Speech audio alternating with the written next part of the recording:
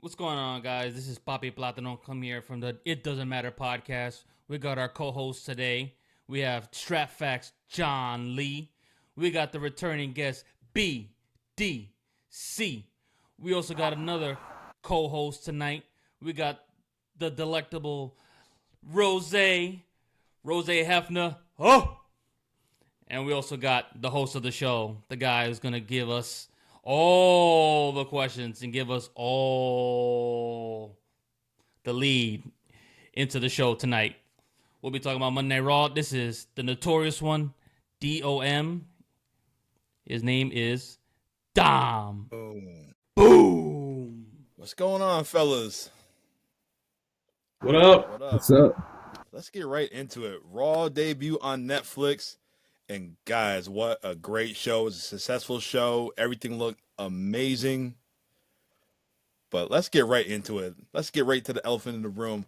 The most electrifying man in all entertainment, my man, Dwayne "The Rock" Johnson, the High Chief, whatever he was saying on the show last night. Wow. Yee-hoo! That was terrible. Come on, you gotta watch some Maui, man. Whatever. I want to know what's up with him and Cody. That's just dead. They good all of a sudden. What's up with that? No. Like I Nah, said, tell Mama Rose I said. Yeah, that's what he said. Well, he had that Terramana in his system. I think he just went into TKO exec for last night. He left the final boss character kind of on the shelf, somewhat in the very beginning, and then was real tame about it when it came to the actual tribal combat. It did feel a little off, but it was cool nonetheless. I did think he was going to do some sneaking. He was going to sneak attack somebody, but that didn't happen either.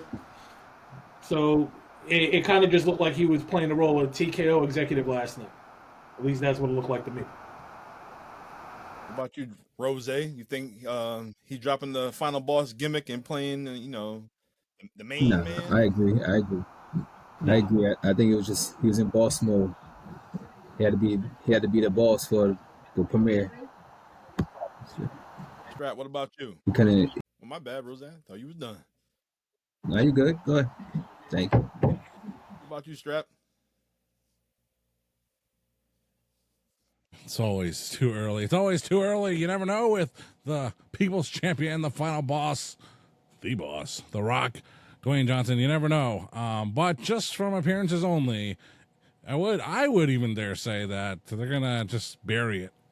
Like it ain't happening. No Cody versus Rock this year. The Rock just sometimes life gets in the way of proper planning, and I think there's just lots going on in his life. And I don't think he's going to get around to it this year, or maybe ever. Every appearance we get, we're lucky, we're fortunate. We got him in a tag team match last year. We got a new incredible gimmick last year, and no one knows what the future holds. Not even the almighty Dwayne "The Rock" Johnson himself. So, in my opinion, I think that they're closing the door on this story for this year. All right, well, let's talk about another story. My man of the hustle, nomics, Dr. Thugonomics, John Cena, he made his return. This is his farewell tour, and he's saying that, he don't see himself winning the 17-time, being 17-time world heavyweight champion, but his journey is going to start at the Royal Rumble. Do you guys think John Cena is going to win the Royal Rumble? No. No. That's unanimous. Nobody thinks he's going to win the Royal Rumble. Do you guys think that John Cena will win that championship, though? Yes. Yes. I think it'll be the last match that he wins, and it'll be the last match he'll have ever in WWE. So it'll probably be a send-off, kind of like they did with Sting in AEW. So it'll probably end up being like Randy Orton, because Randy Orton says he wants to finish his career with John Cena. Maybe have that 16-time versus 16-time and see who actually is going to be the 17-time champion.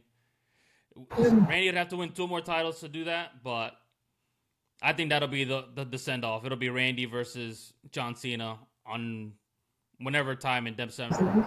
And that's just my opinion. That's fine.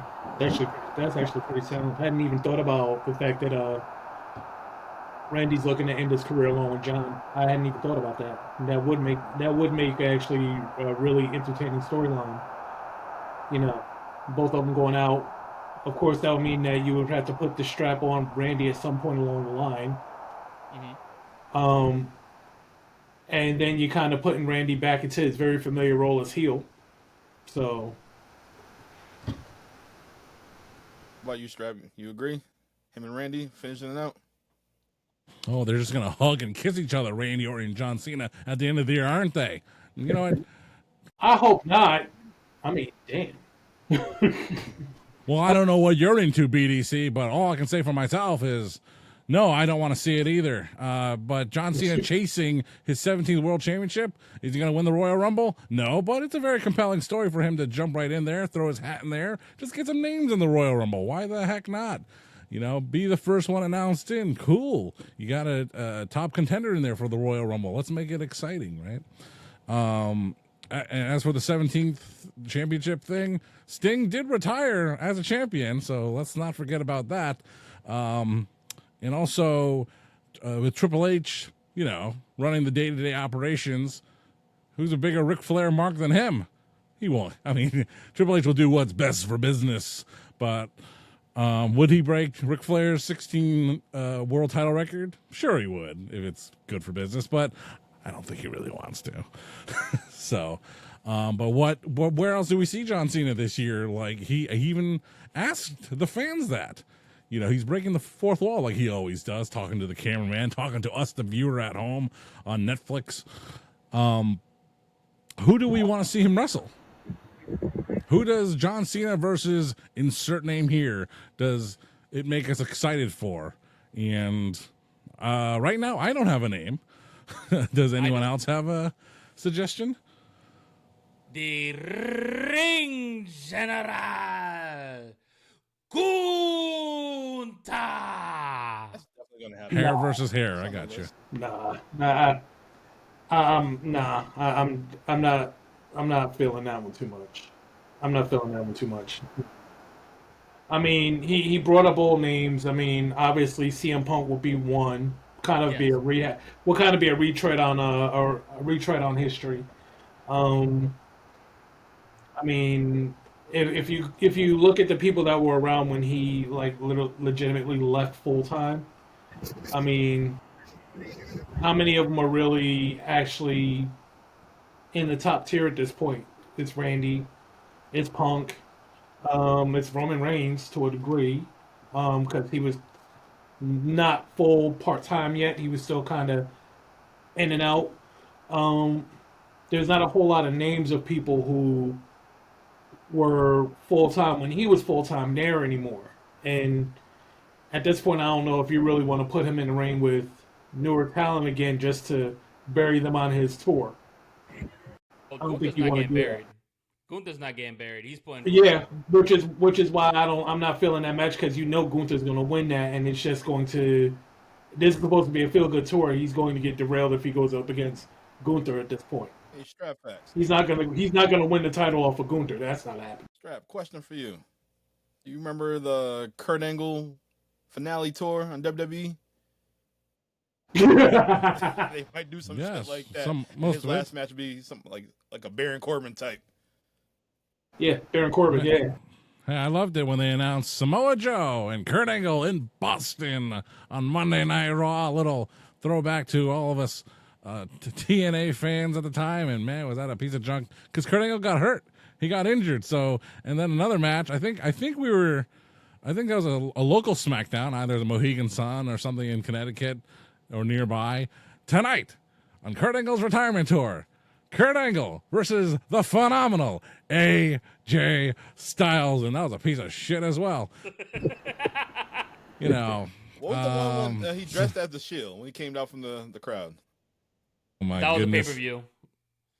Yeah, I remember that. I think that was either Roman got sick or he was hurt. Unfortunately, Who did they go against? Do you remember? I think it was the Authority. So If I I don't remember either, but Yeah, I don't remember. all I know is they released a special edition Kurt Angle as a member of the Shield action figure. Oh my God, it's Kurt Angle's head on Roman Reigns' body. I am not spending $24.99 for this. I might have to get that just because of the silliness.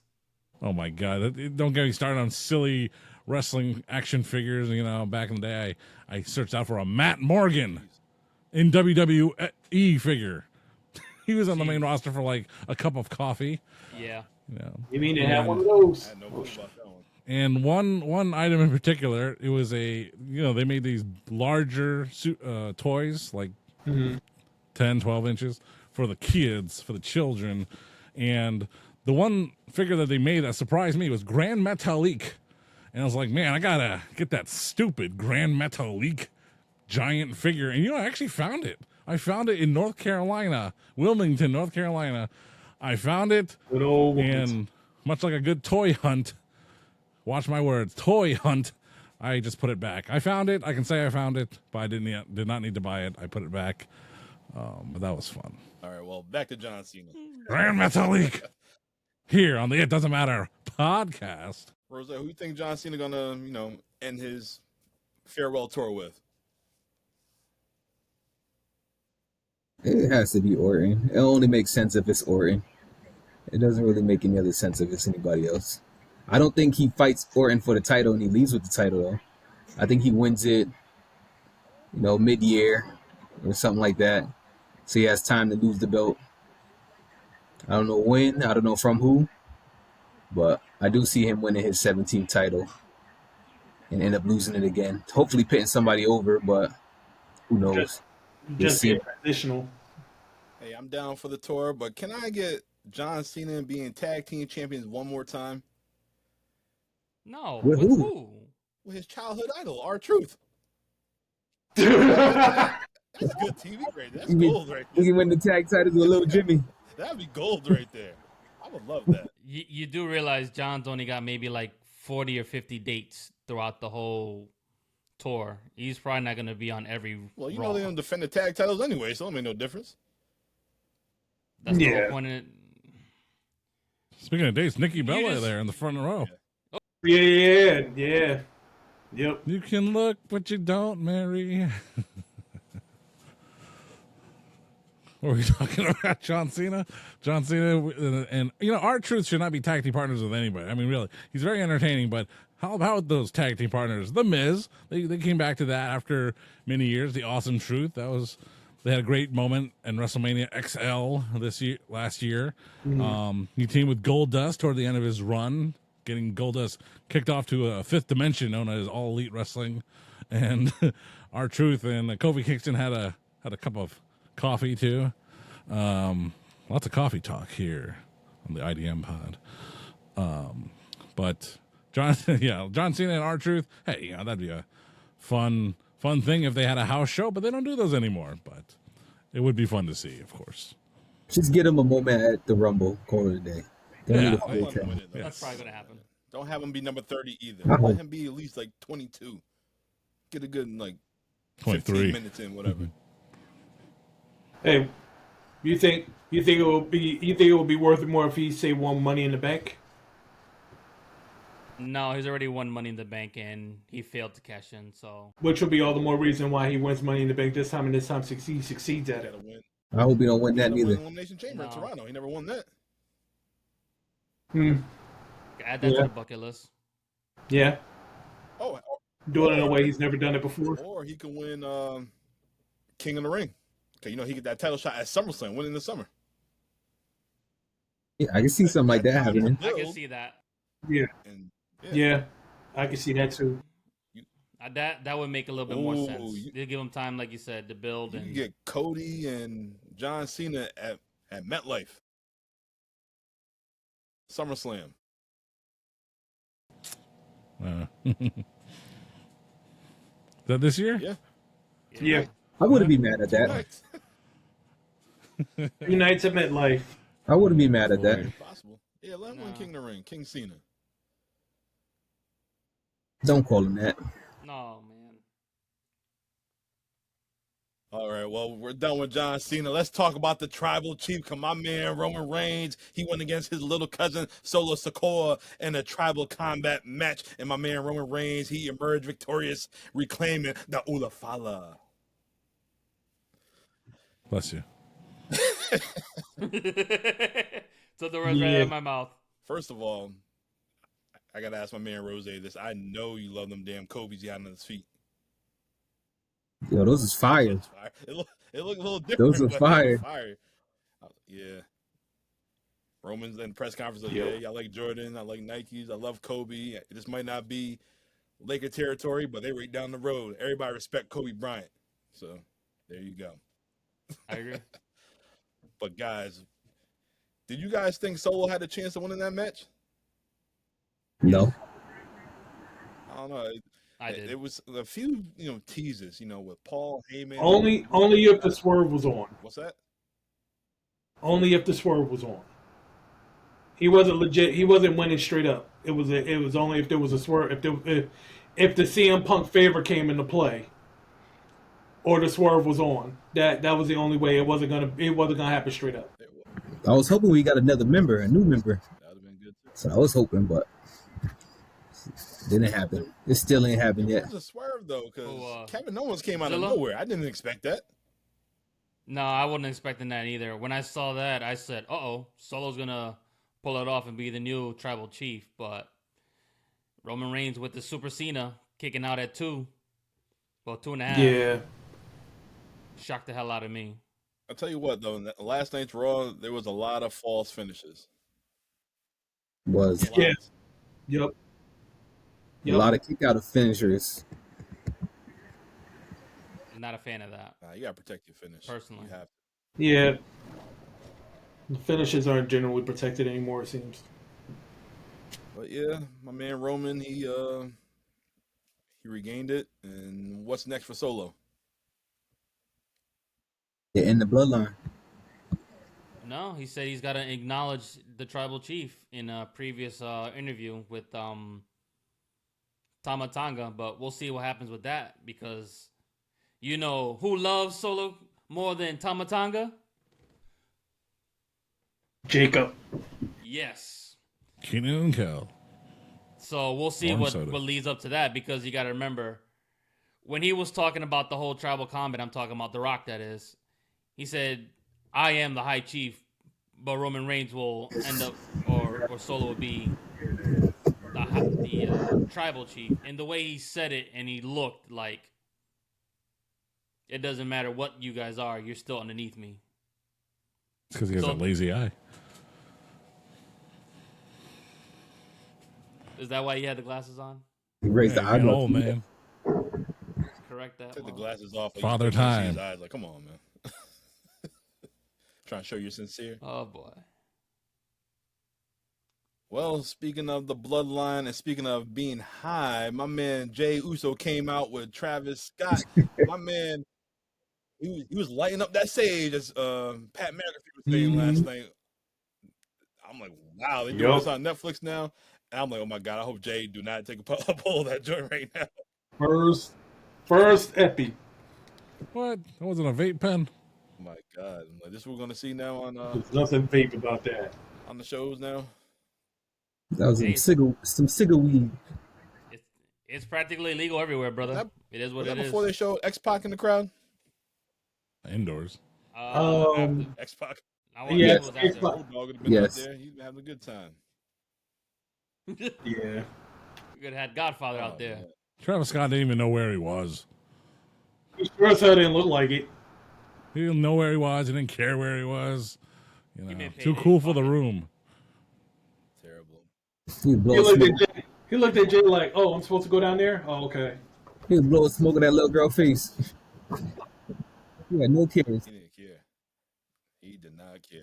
Not at all. Start riots, spit at people. That's what he does. Well, you want to talk about riots and people spitting? Brian got the chain on right now. Let's talk about Hulk Hogan. How he made his return. Why? And man, Yeah.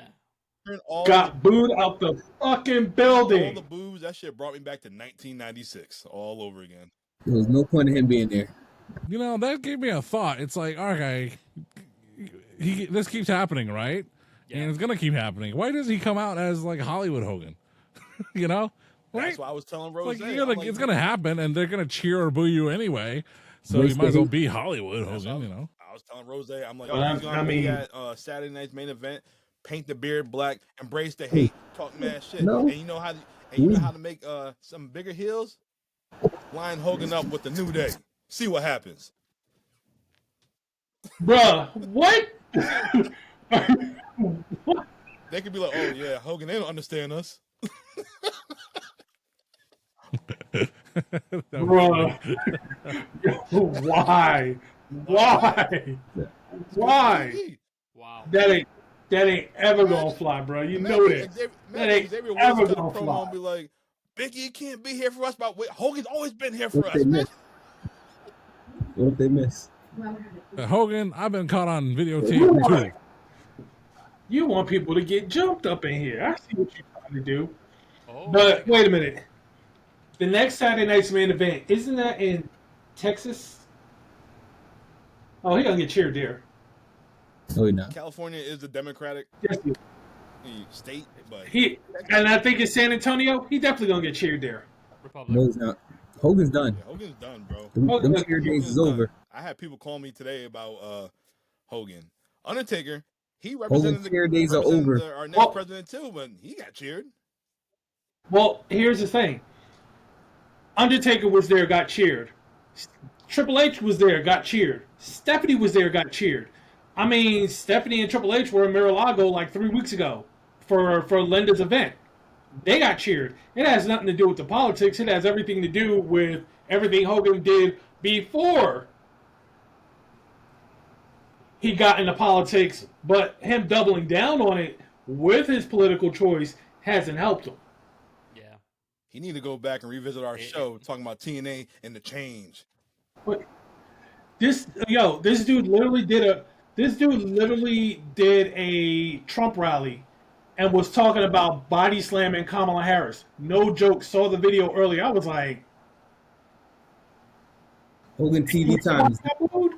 Just cut his TV time. It's done. And we talked about Hogan before. All of us besides Rose, we were all Hogan fans, and usually every single time I hear that song, you see me in action when that song comes on. Last night, I'm sitting on the couch. I'm like, whatever. yo, and it's crazy because initially I didn't even hear it. I didn't even hear it initially. I just saw the red and yellow confetti, and I was like, oh shit, Hogan's there. Because I didn't even hear the music. I'm just looking, I'm like, wait, red and yellow confetti. I was like, oh shit, it's Hogan. And sure enough, here he come with Jimmy Hart. And I'm looking at the both of them like deer in headlights, like, why are you Poor here? Jimmy Hart.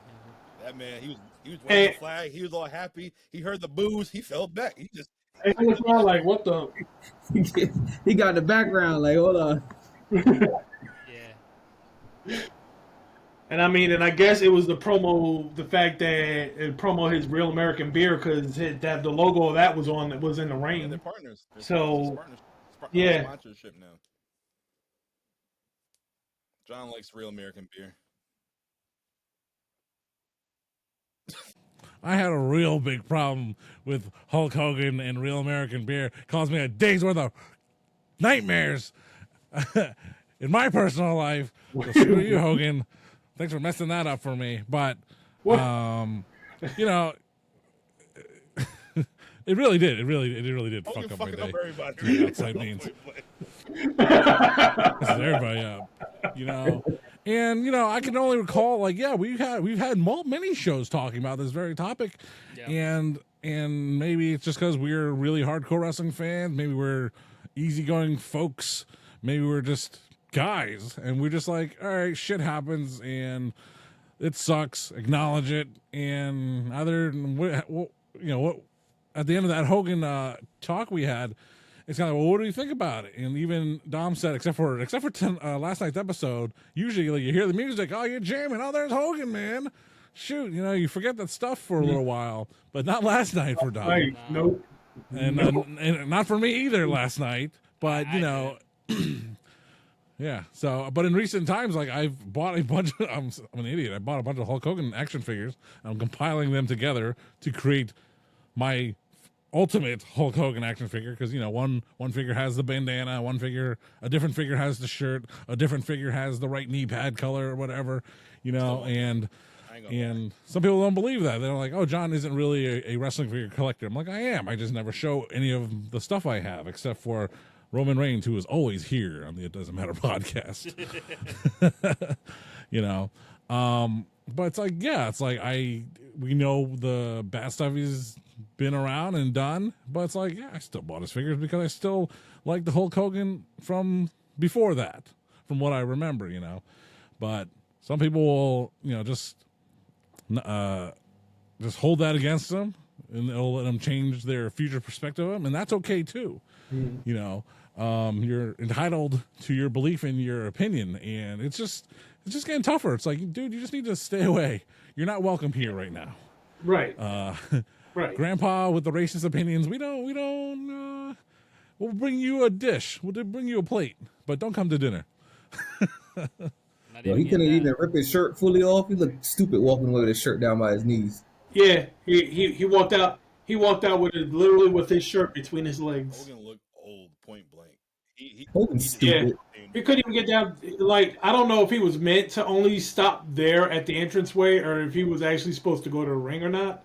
But them knees was not allowing him to get any further than where he got. The crowd wasn't allowing him to get any further neither.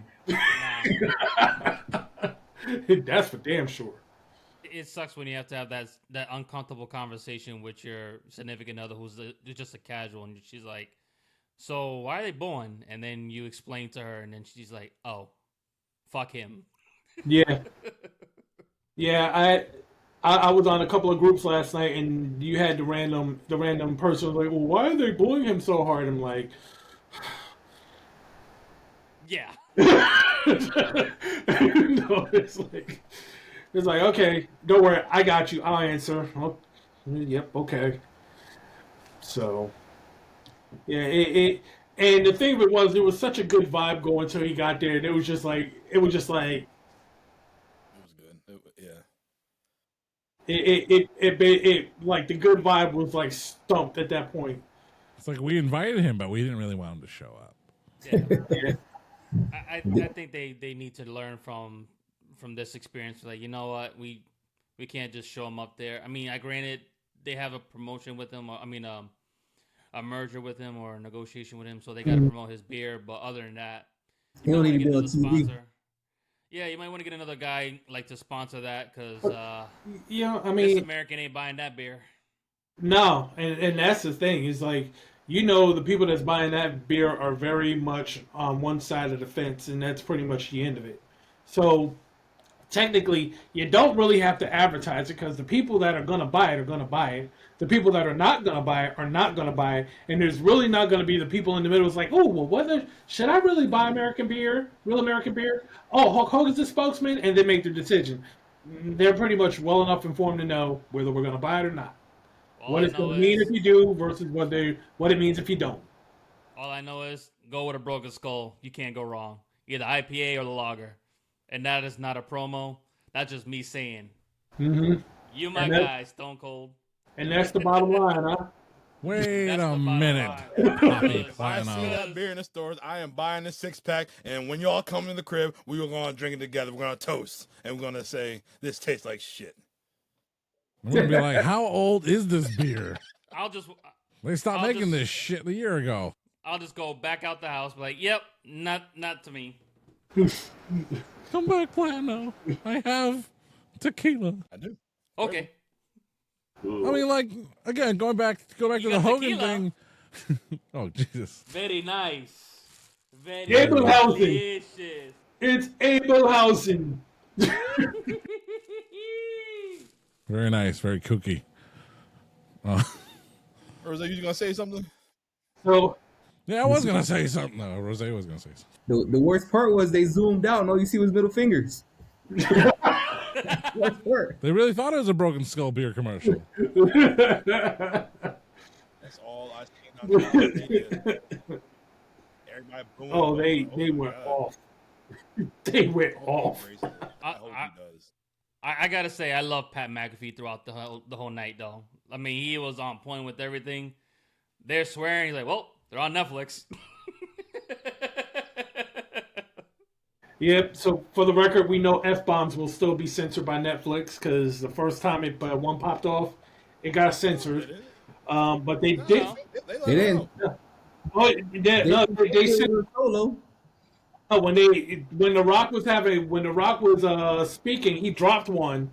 He dropped one toward the end of the speech, and they blocked it on mine. I was like, "Oh, we blocking? Are we still censoring? I thought we weren't censoring."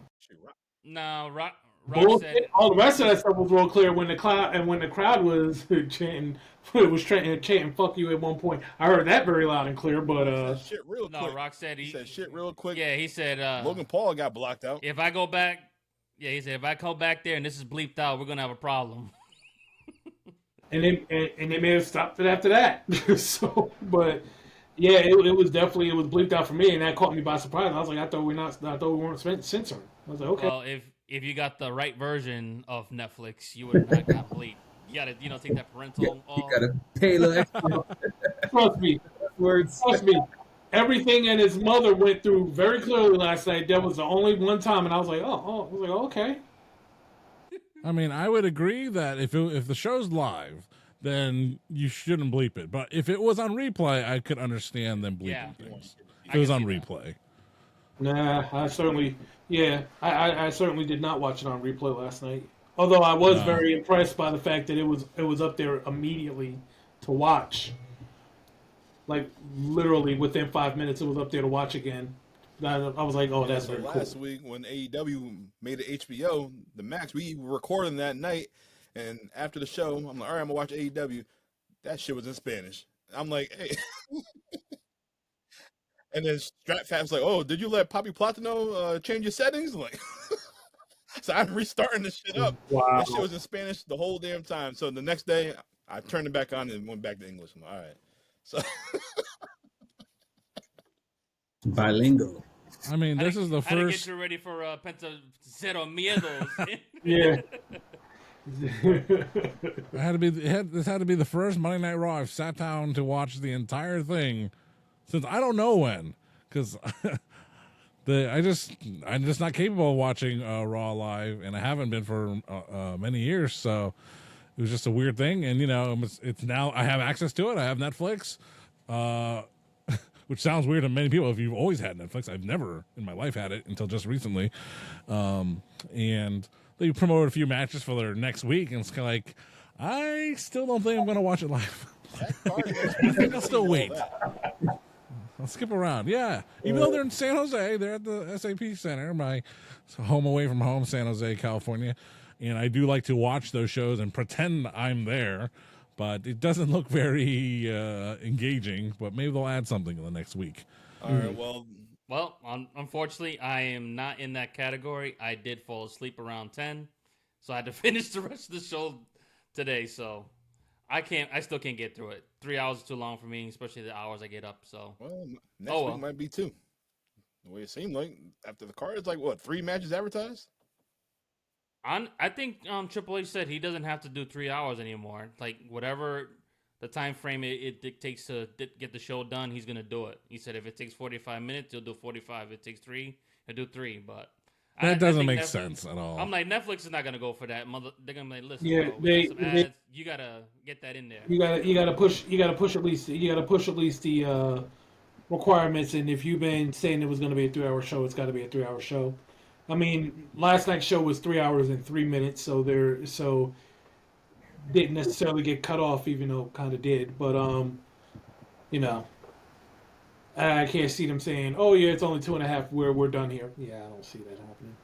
Did anybody get the viewerships on that because it's global? It had to be in at least close to 10 mil. I say at least 8. I did not get the numbers. I think it'll be a while before they can look that up, tabulate let's talk about those. the Women's World Heavyweight Championship match between Rhea Ripley and Liv Morgan. Mommy got the title back. Show did. Mommy got the title back. She dominated Liv Morgan. You would think with Dom outside and Raquel outside, yeah, but nah, she did it. Nope.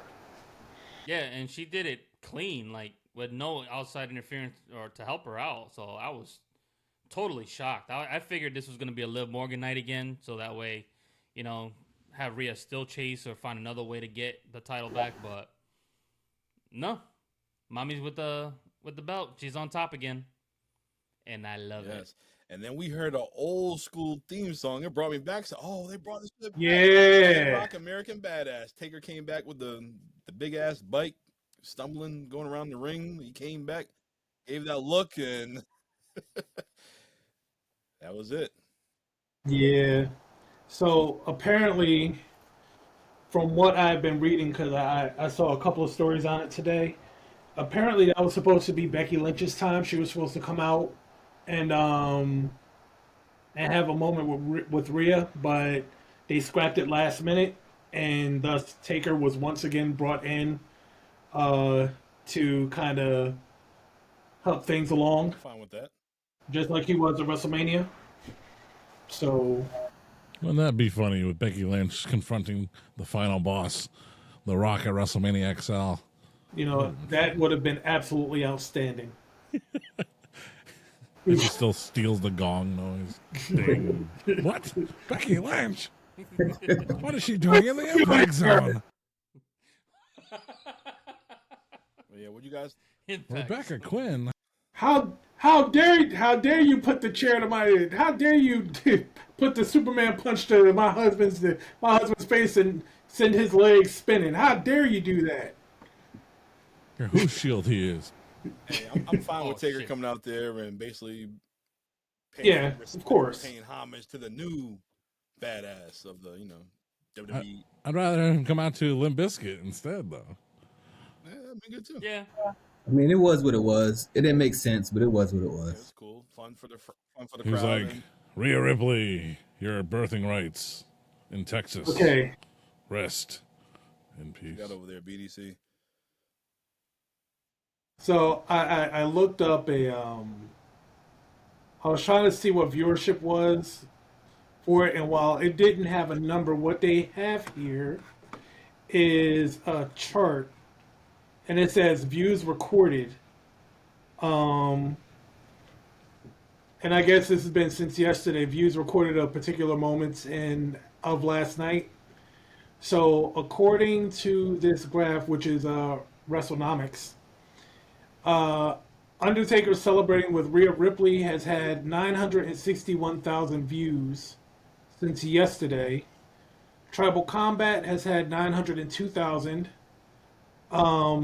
Rhea Ripley beating Liv Morgan is at 859. John Cena's Royal Rumble announcement is at 690,000. CM Punk versus Seth Rollins at 622,000. The Rock acknowledging Cody Rhodes and setting the stage for Tribal Combat, where I guess that was the opening thing, 614. And then The Rock crowning Roman Reigns with the Ulafala is at 587. All in hundreds, all in thousands, so it's like 587,000, yada, yada, yada. It doesn't mention the Jey Uso fight, because I guess that didn't matter. But yeah, it mentions everything else. Well, I don't think that's very indicative of the entire world, because that's a very small number. Yeah, the whole world. It's quite small. It's quite small. WrestleNomics thing. Yeah. That's why I said they didn't have. Yeah. It doesn't matter, but this next match matters. Is your main event for Monday Night Raw on Netflix. We've been waiting for this match. We have CM Punk taking on Seth frickin' Rollins. And honestly, let me ask you guys, who do you guys think was going to win this match? Before going into this match. I think it was going to be Punk. Who do you guys think was going to win this? I thought Seth was going to win. I thought it was going to be Punk, to be honest. I thought it was going to be Punk, too. I think they figured keep him hot, especially going into WrestleMania or Royal Rumble. You don't want to lose that momentum. And not that he really needs it, but he's been losing a lot of the matches when he first came back, and now he's starting to get on that winning streak. If he's going to get hot, getting ready for whatever that favor is, you might as well keep him on top. Yeah, I think last night overall kind of felt like fan service. It was like everybody who people wanted to win won, so it kind of felt like fan service last night. That was a hell of a good match, though. Yeah. It was a really good match. Who did you want to win? Or who did you think was going to win? I thought Seth was gonna win. I just felt like he had more of the momentum, but I see why CM Punk won. It makes sense. It makes more sense, but. They put the graphic up there. It's his first match in 11 years. It's his second match in 20, whatever, in a year's time since he came back. So it's like and it made me think about it. It's like, yeah, I mean, like, he's been hurt the whole time, and I don't know what contract he signed, but it's like, just for him physically, it's like you need to be rolling around in the ring a lot more than you are just to have your body in shape for that, because they don't do the house show loop like they used to. But every time he's out there, I'm just worried he's gonna get hurt, and it's a tough feeling to shake. Never mind what this fan thinks. What does CM Punk think? How does he feel when he's in the ring? When he wasn't a suicide dive or anything, but he just landed hard outside the ring. It's like, oh my god! Just like, I thought the same thing. Torn ankle. When, yeah, it was like he was leaning against the table, or I think it was a suicide dive. I'm like, oh my god! I'm like, I hope my man not hurt. I think like he grabbed his knee or something like that, and I was like, oh no, here we go.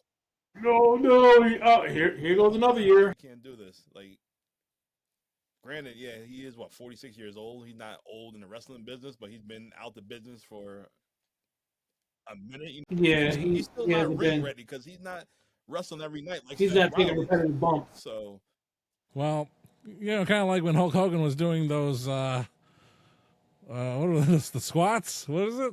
The Hindu squats. The Hindu squats. We saw backstage CM Punk doing some kicks to the ceiling randomly. The Rockettes move.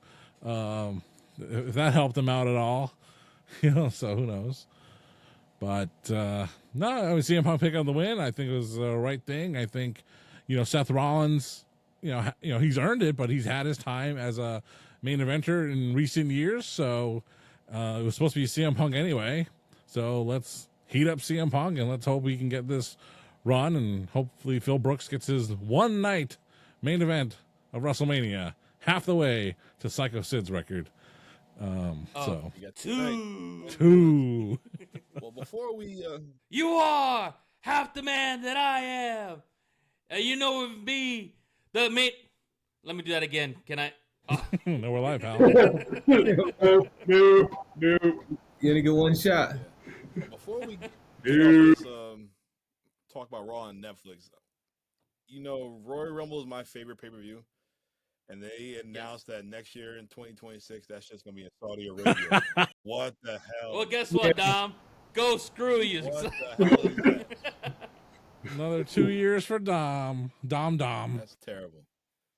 It's that money. I saw that and immediately was like, Get your passport. You can get out of there. Honestly, it does not scare me because I've been to that part of the world last year. So even though the Kingdom of Saudi Arabia is not one I want to go to, it doesn't scare me as much having been to the United Arab Emirates, where my family, part of my family, still lives.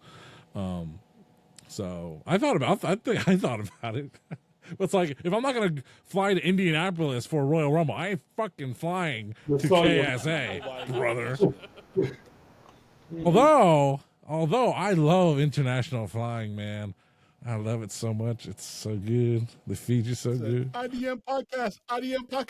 Boom, boom, boom. No boom. No boom. Cut promo in front of building. Oh, no. No. Oh, Lord. All right. Well, that was a fun topic. Whose phone was going off? God damn it. Do not disturb. Not mine. Do not disturb. Because we are going live, pal. We taking it back to January 11th, 1993 in the Manhattan Center. Raw made its debut, and we have Shawn Mooney outside the building, right in front of them. What the? We're live, pal. We're live, and he's Oh my god! Well, gentlemen, we are now a ship without a rudder, and we are Where'd he just, go? Well, just like in Raw, we just kicked Bobby Heenan out. He can't get in. We keeping it Raw. So let's go. Oh, he got in. Dom is back in. What the hell happened? Oh man. He saw Rose drink some pomegranate juice and he Heard it lost said, his boom, shit. boom. It was the boom. Oh Lord. oh man. WWE, get the F out of here. Yeah. All right. Dom, we're about to do a whole damn show without you, just like Bobby Heenan. What trying to the get hell the show. happened here? Hey. Don just wanted to get into women's clothing, I have like I Bobby have time Heenan. for that, but all right. Oh, Rob Bartlett's my nephew. Oh. All right, well, let's get to the show. Bobby Brain, he's trying to get inside the building, but he's been informed that he's been replaced. And we got Vince McMahon, Macho Man Randy Savage, and Rob Bartlett on commentary. Guys, who the hell is Rob Bartlett? I'm assuming he's a comedian. Yep. Yeah, he is a comedian. At that time, he was well known on Imus in the Morning, which is New York based, which is kind of how he ends up on Raw at the Manhattan Center. Wasn't he ever replaced by Howard Stern down the road? Because I know Howard was in New York for a little bit. No, I think Rob actually ends up getting replaced by Bobby the Brain Heenan. No. I'm talking about in on radio. Oh, more than likely, because I mean, Imus eventually went off the air, so I mean, Sit All right. on your speaker. Let's get back to the show, baby. Man, who did not love the debut of the movie Private Parts on USA Network back in '97? Wasn't it incredible, guys? It was incredible, especially we're on the Rhode Island Broadcasting Network. Rhode Island Broadcasting. Is that still a damn thing? Yes. I have no idea. Listen here, Rhode Island Broadcasting Network. I got 2 words for you. Thanks. Thank you. All right, well, our opening match on Raw, we have the Birdman, Coco Beware, taking on Yokozuna with Mr. Still alive. And guys, this arena right here, you literally take 3 steps, you're in the ring from the entrance. yep. They came a long way. Isn't it nice that you got a Samoan starting off the very first Raw, and you got a Samoan starting off the debut of Monday Night Raw? Yoko was Samoan at the time in 1993. Yep. Not a clue. Rob Not a Bartlett, he clue. was trying. He said, I always wonder what happened to Gary Coleman. Yeah, Rob Girl. Bartlett. Rob Bartlett was absolute trash. Yeah. Absolute My guy is one trash. big butt Oriental. For some reason, he was fascinated with Yoko's ass. I don't know. He was trying. He was trying too hard. Trying. I mean, but I mean that was kind of their shtick back then. They did a lot of stuff like that. That's kind of where Howard got his rise from, as far as the type of comedy that they did. They used the same type of comedians. That shit wasn't Shit funny, was but maybe whack. at that time in '93 it That was. shit was whack as hell. Nah, that shit wasn't funny in the '93 either. But you know, people like what people like. I don't know what He was trying. I mean, it was probably a hard bit for him because he's like, hey, you're a pro wrestling announcer, just do your stuff, and he's forcing jokes in there, and they are forced, very forced throughout the whole show, and I can appreciate it for being as bad as they were, but as on the whole, it was just not a very good experiment. Probably coming into these Monday Night Raws biased, because I already knew that Rob Bartlett wasn't going to work out and he would be replaced eventually anyway. But no, proof was in the pudding. He was Trash. All right, well, Yoko dominated this match, Dumpster throwing juice. Coco Beware around like nothing. Leg drop, bonsai drop, squash match. Over. That was it. Squashing. Terrible. Match is terrible. Can't say Yeah. nothing about it for your opening match. It wasn't no hype match. No. Typical '90s squash. All right. Well, after this, Bobby the Brain Heenan is outside, but we see a vignette of him inside talking about the Narcissist. You guys want to talk about who the Narcissist is? talking about forced. Who cares? Yeah. That would be Lex Luger. Good old Flexi Lexi, as they called him at one point. The Luger. yeah, as we discussed in the first episode of Nitro, Podcast. Tune in. Plug. plug. We talked about how he was very just there, no real purpose. Kind of the same thing here. There was no real purpose for him being here. They're talking about Mr. Perfect and how this guy is gonna be everything. I guess essentially everything that Perfect was not, and but yet he's not there, and we just have to wait for him to show up so that we could all be, I guess, enlightened and enthused and shit. And yeah, it was really just a waste of airspace. It really was. It there was no reason for it. There was none. I mean, Bobby the Brain Heenan getting visually parched as he kept talking on and on. But lest we forget, this is on the heels of that Survivor Series 1992. When Mr. Perfect made his grand return as the surprise tag partner of the Macho Man Randy Savage against Flair and Racer. I speak Spanish, Ramon. No, you do not. Hey yo. See, that's how Vince McMahon thought all Hispanics talked. So he didn't think anything of it. He just thought that was acceptable. You know who you talking to, Chico. Hey, yo. He's like, what accent is that supposed to be? I'm like, he's supposed to be Cuban. Like, I am a country boy with a Cuban accent. Starship Coyote.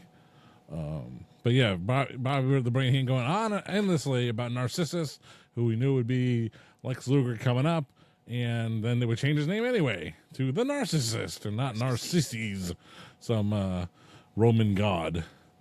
All right, well, bad promo. Good effort, but bad promo. Next match. It was one of his worst promos I've ever heard. Well, our next match, it definitely That's doesn't rare. matter. It was the Steiner brothers versus the Executioners. Hey. You leave the headbangers under a mask alone. I don't know who they were. Gilbert and Barry Dwayne Hardy. Gill, all right. Man, you remember that crap back in the Survivor Series, the Deadly Game, 1998? Vince McMahon coming out, I have a former WWF superstar from the early 90s. Ooh. Dwayne Gill. And all my friends at school, it was supposed to be Macho Man. No, sir. Doink was in the crowd more entertaining that match. Oh, yeah, he Yeah, was. he was. That guy with a busted arm. Why did he have a busted arm? Because he got crushed. Yeah, that's just, God, we'll get to that. Jesus. Basically, the Steiners win with the Bulldog. And you know what the crazy thing is? Seeing Rick hitting that Bulldog off the top of Scotty's shoulders. I was thinking about our interview with Buff Bagwell and how that's what broke his neck. I was like, oh, Lord. Yeah, Devastating maneuver. Yeah. that's scary. And how That's how he broke his twin. And how come I can't see a Steiner screwdriver? Like I see it like in video clips, but never on no like TV. Like, what's up with that? I think they banned that move after they seen too many people getting hurt. They're just like, yep, get rid of it. It's an interesting move, though. I'll give you that. Discuss it on the early days of Monday Night Raw podcast, started by Dom. Nope. Probably in 2 months. That's too damn long. It will be. Maybe Probably in it's 2 months. That's another story. But all right, after this, we Can't see find out Shawn on Mooney the- outside again, and he's with Bobby Heenan dressed as the woman and saying Rob Bartlett. Is it Rob Bartlett's aunt. Rob Bartlett, and he's begging to get into the arena. He's my nephew. Yeah. Yeah. More wasted airtime. After we see Bret the Hitman Hart, we see Razor Ramon get an interview by Vince McMahon, and he has a title match with Bret the Hitman Hart at the upcoming Rumble. And Vince is letting him know that it took Bret Hart 8 years to get him to where he's at right now, and it only took him 8.5 months. And he got himself right to become the number one contender. Razor was clean. Yeah. He was so clean, they sell that shirt on Chalkline. Look it up. Then Vince McMahon, why did you jump Owen Hart? He said, squashing his brother like a cockroach was fun. There's nothing he can do about it. and nothing you can do about Razor Ramon taking the gold. That's probably the best thing of the night so far. Yeah, pretty much. It involved Razor, Brett, and Owen. Crazy. Yep. Mm-hmm. And then the GOAT came on. Yeah, the GOAT came on. We have a promo with the Tonka talking about headlock for hunger.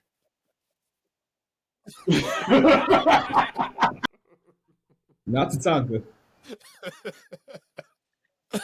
Headlocks for hunger, fight for the fallen. It doesn't matter what you call it. I'm not trying to laugh. He was like, what did he say? He was like, yeah, well, I'm battling for headlock with hunger, and I know something about not eating or something like that. Something in that line right there. Like, oh, Lord. Like, look, Chavis. It was bad. Live Aid was created to battle hunger in Ethiopia, okay? It is not. It's not Yeah, funny. Dom. It's not funny. I know. Not It's so funny, funny, Bruce Dom. Pritchard talking about, was it methylphenidate? What is it called, Abel? Meso? Oh, if you got mesothelioma like George the Rat, And BDC, you can call this number 1-800.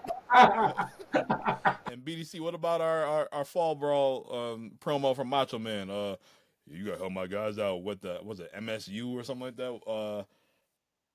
Wait, what? You guys see in the Nitro episode, he cut a promo like, you gotta help my little buddies out.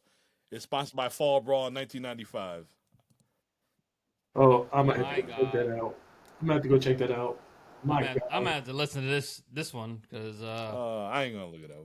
You can look it up on your own time. All right, we got Rogers Boy coming out to wrestle next, and he defending the Intercontinental Championship. The Heartbreak Kid Shawn Michaels taking on Max Moon, and Shawn Michaels at this time he had the blue IC title. Lord, the Max Brawler.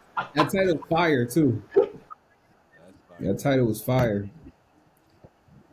And again, it just shows how good Shawn Michaels really was. Mm-hmm. It was a good match. Max Moon looked pretty good too, but the only thing about Max Moon is I didn't know what his gimmick was. Was this a luchador. So, astronaut? so the story of Max Moon, as I saw it, was that Max Moon was actually a character created by Konan. This was a character that when Konan was signing with the WWE, he was supposed to be getting this character. Got the suit made up and everything, but then he got popular in Mexico. He got so popular in Mexico, he started missing dates in WWE. So they just said, okay, bro, you can go. And they gave Max Moon to another wrestler who was the dude who wrestled Shawn Michaels. What's his name? Paul Diamond. Paul Diamond's his name. Wow. Yeah. That Max Moon was a concept created by Konan. I was looking. I'm like, they don't look like Conan. They don't got the same body type, the movement. Yeah. Like, that's But not Conan. yeah, by the time Max Moon was on WWE TV, Konan was already gone. Okay, yeah. That was what made sense. I was like, something just doesn't look right. I kind of disagree with that because, like, when I'm watching it, I know that, you know, the story BDC just said, like, I knew that story, but I kept thinking, I know that's not Conan. I know that's not Yeah, him. definitely But not. I just kept seeing him in that outfit doing all those things. It looked like, yeah, it was literally tailor made for Conan. Yeah, That was Conan to me. That's just, yeah, you know. yeah. just- It's like if you know Conan's body type, you could see Yeah. Conan being in that suit. Yeah. Yeah. Like it fit his body type to a T. Conan was a thick dude, you know. Yeah. The Cuban gorilla. So he's not Mexican. Don't let him fool you. Well, Max He Moon, said it. he looked good in this Yeah. match. Shawn Michaels looked great in this match. And Yep. Shawn didn't win with some sweet chin music. He won with some type my of God. suplex. Raj, what kind of suplex was that? I learned this from Instagram. Yes, so it was on Instagram, and like some people's algorithms are the same, some are not. But in mine, and it'll be there for a few weeks, they're like, did you know that Shawn Michaels' original finisher was the teardrop suplex? teardrop? Yep. I'm like, what the fuck is a teardrop suplex? Only And- reason I know is because Raw is war. And that's right. So in the video game, his finisher, it's not sweet chin music, it's not super kick, it's teardrop That's what it suplex. was. So it makes you wonder, why didn't he ever just leave that in his repertoire? Normally, it's not like it was a difficult move to do. It's not a Ricochet 630. It's not Mustafa Ali's inverted 450. It's a suplex, a back suplex. Nobody do that move. No one.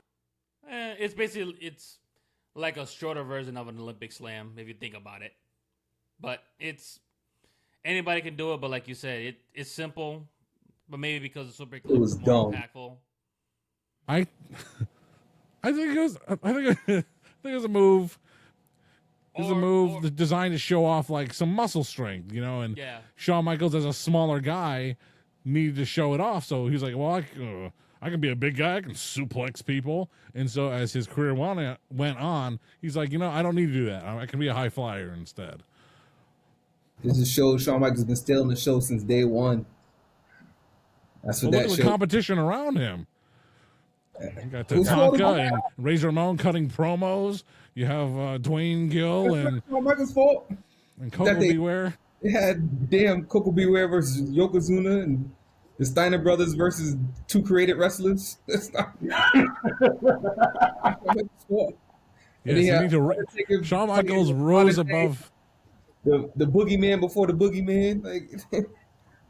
You leave Marty right alone.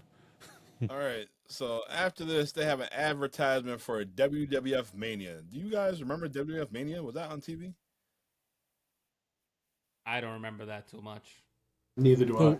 The way they advertised it didn't make any sense. The purpose of the show didn't make any sense. Just the name of it, WWF Mania. It's like, okay. But it was a show when I first got into wrestling. When, guys? 95. So it was on Saturday mornings, 10 or 11 on USA, and it was just a highlight show. Todd Pettengill was the host, and that was just another show for me to watch to catch up on wrestling at the time. It wasn't, like I said, it's nothing to officially remember, but it was new in 1993. But yeah, it was just, they had tons of shows back then, but it was just a highlight show. That's why you'll never find it. Like, it's not relevant at all. It's like watching The Bump. Like before Superstars? Now. Or it's like Superstars at the same time? No, Superstars was around before that. Superstars was probably established by then. But it was just like Todd Pettengill just showing the highlights of Monday Night Raw. A 1 hour show, Saturday mornings, showing highlights of a 1 hour show from Monday night. All right. Well, after this. And then they turned it into Live Wire. Yeah, I remember Live Wire. Sonny and Todd Pettengill. Venom, I remember that. Remember Livewire. All right, well, after this. Yeah, and then they stopped doing the call-in feature Royal Rumble weekend because it was so busy. They're like, we can't take calls, and they never brought that gimmick back again. Good. Typical WWE, making a new show, pushing the hell out of it, and then just dropping it dramatically. Well, I think there was a phone call that came from, my name is Paul E. from New York, and I want to say, why do you put this dude in this match? I'll just leave it at that. Figure it out. Good old Paulie. Good old Well, Paulie. after this, they show a few competitors who's going to compete in the upcoming Royal Rumble match. And after that, Sean Mooney's outside again with a bunch of fans trying to get tickets for next week's Raw. But we see Bobby the Brain Heenan dressed again, and he's still determined to get in. And then after they showed, Still no entrance. I'm surprised. Netflix, I watched this on Netflix. They showed the 900 number you can actually still call. I'm surprised they didn't blur it out. They're uncensored. Well, I guess they figured if somebody's willing to call, they're willing to pay for it, so why not? Probably. It fast forwards to subscribe to Netflix. Basically. Probably. All right, well, after this, we see a video package, and we see Kamala getting attacked by Kimchi and Harvey Whippleman. And then Reverend Slick comes down to the ring to protect Kamala, and they take his ass out, too. And then, Kimchi runs then away, he gets whooped on. and Kamala chases them. Or Harvey Whipple runs away.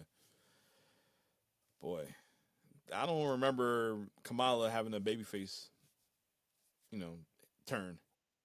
I do vaguely. It was short. I remember that there was a time that he was under Slick. Didn't work. I didn't remember that he got jumped by Kimchi, but I did remember that Slick was his manager for a bit. When did Kamala go to WCW? 94? Yeah, when did Yeah, I Hogan think left so, in like 'cause- '95, so he came. Hogan was with them. 94 in WCW, so yeah. Was it '94? Yeah, because I mean, he He was on Raw at one point in '93. he was in that. I think he had associated with the Dungeon of Doom at some point Yes. in WCW. So I don't know. It doesn't matter. But the next match is our main event. We have Damien Demento taking on the Undertaker. Guys, who the hell is Damien Demento? An overactor. I don't know. I don't know. Another bum. Another bum. And Rob Bartlett said, Another- "Who's the guy with the martini shaker?" Womp womp womp. wah wah wah.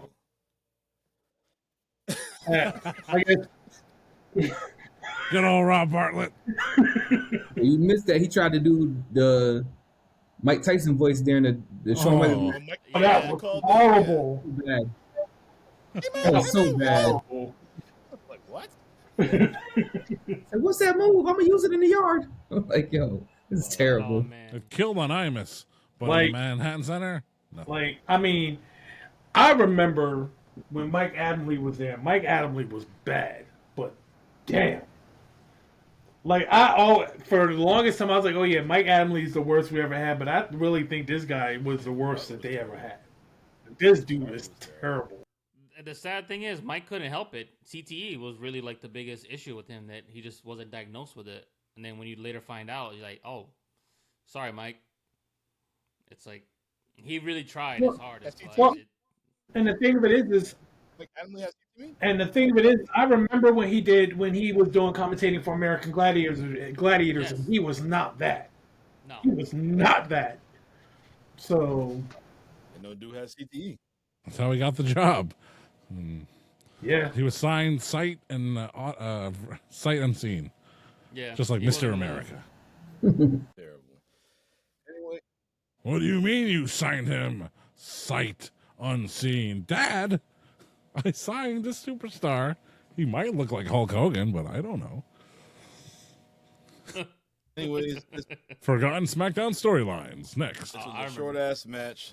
Undertaker wins with a tombstone. Mhm. Yeah, that was it. Yeah. It's terrible.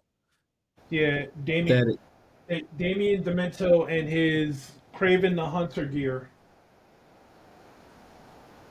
And after this, he reminded me of the So Boogeyman. He had the Basically like the movie, Boogeyman Bomb.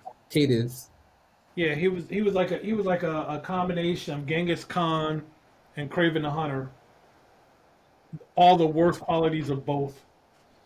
The hairstyle of Christopher Daniels. Almost. so after this, Yo. he's out there with Vince McMahon.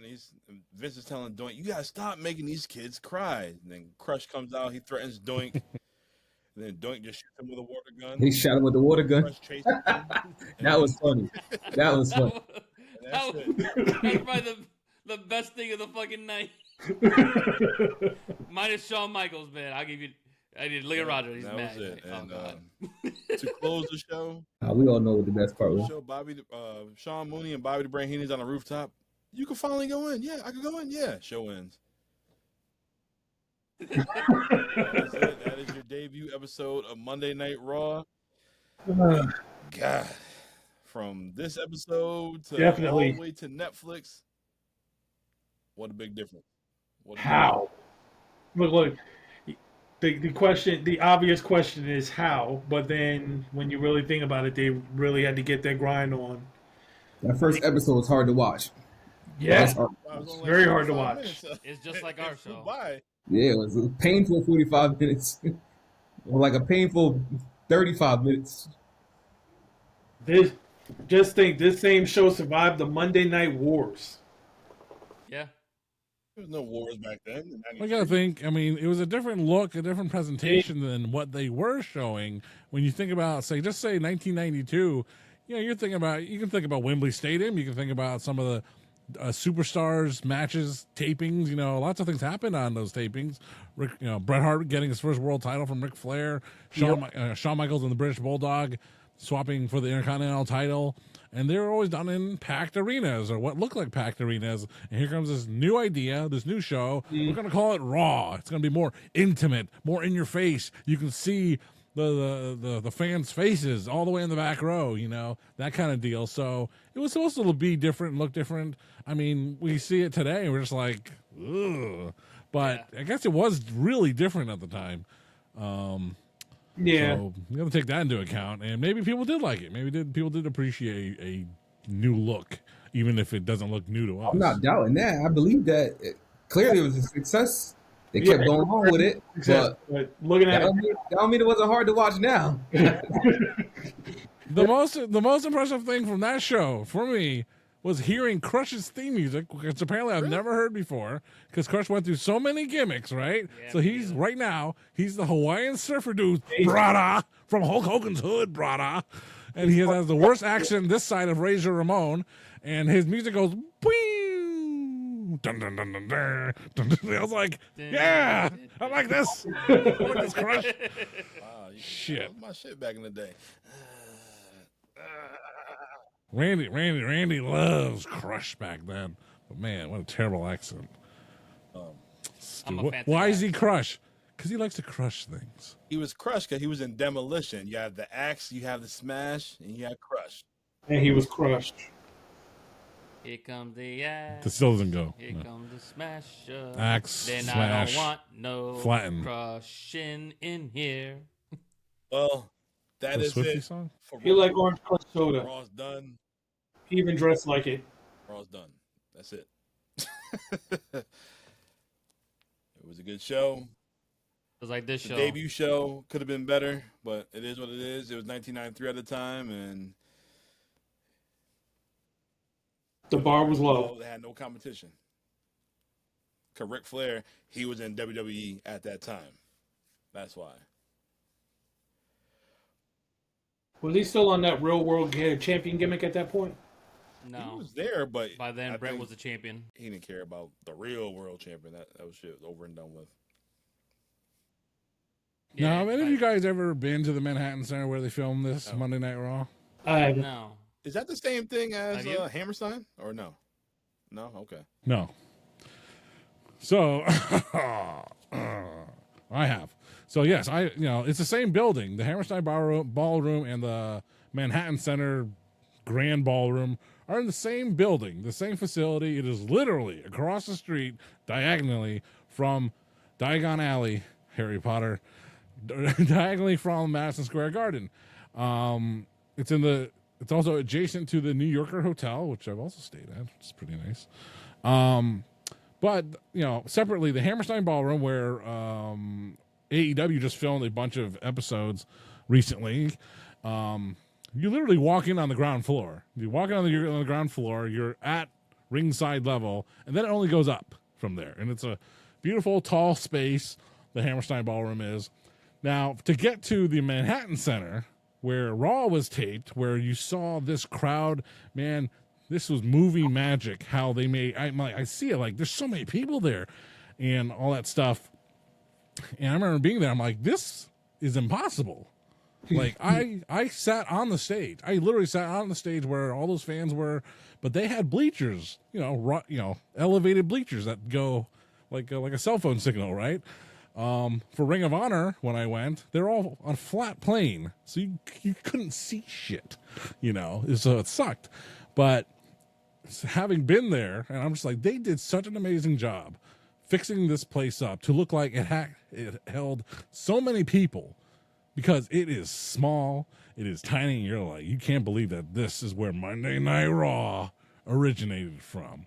That's the Manhattan Center Grand Ballroom.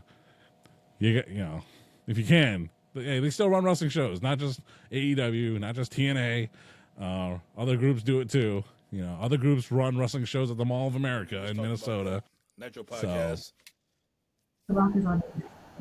So it's still available to go to these legendary venues and see for yourself. Like every person you bring, because everyone has a friend that they bring to a wrestling live event for the very first time, and guaranteed one of the first 5 things that they'll say is, that ring is small.